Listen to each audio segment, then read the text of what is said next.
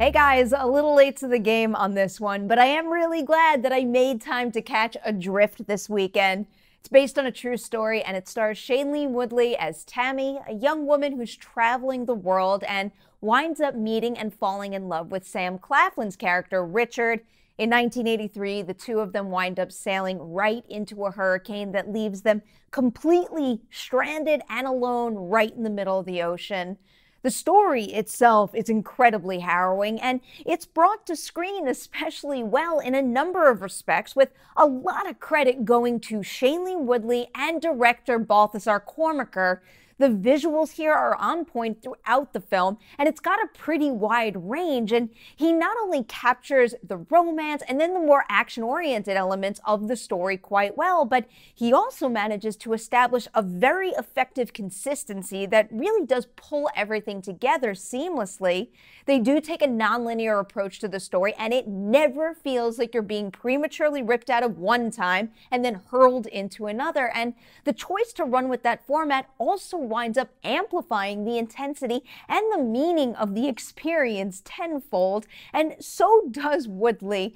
I've seen this time and time again from her, so while it isn't a surprise, it is important to mention she is a mesmerizing powerhouse in a lead role. Sam Claflin is great too, and I genuinely became invested in their chemistry and their connection, but Woodley's just got that something special that you don't often see, just this raw quality to her performance that instantly gets you to buy into really anything she's selling, and that was definitely the case here. For example, there's some clunky but necessary exposition at the very beginning of the movie pertaining to where Tami's at in her life, but there's just something about Shailene Woodley's delivery versus how I imagine some of those lines might read on paper that make them feel surprisingly natural. Adrift does have some rather predictable story beats though, but between Woodley's work and the fact that, kind of similar to another Kormaker-directed feature, Everest, none of it is ever presented in a flashy or hyperbolic way, I guess. It sparks this intense level of investment that is deeply connected to Woodley's character. It's never just about this truly incredible situation. Every minute of this movie had me fixed on Tami and how her past, present, and future are all colliding and influencing her every move while she's stranded. I'm giving Adrift 4 Deweys out of 5 on the Dewey Decimovie scale. It is an enthralling ride with an exceptional performance at the center of it, and it's beautifully backed up by the dueling ideas of the beauty of nature and then also the horrors of it.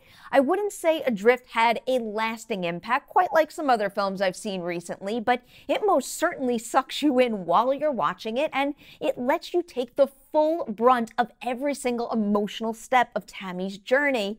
So there you have it, guys. That is my review of Adrift. If you've seen it, hit that comment section below and share some thoughts right there. And now it is Patreon shout-out time. This one goes out to Wiley, Steven, and Lewis. A huge thank you to you guys for being part of the Patreon team. My deepest appreciation goes out to you, and so does Dewey's too. He's around here, I swear. Thanks to everybody watching this video right now. Please like and share it, and I'll see you real soon.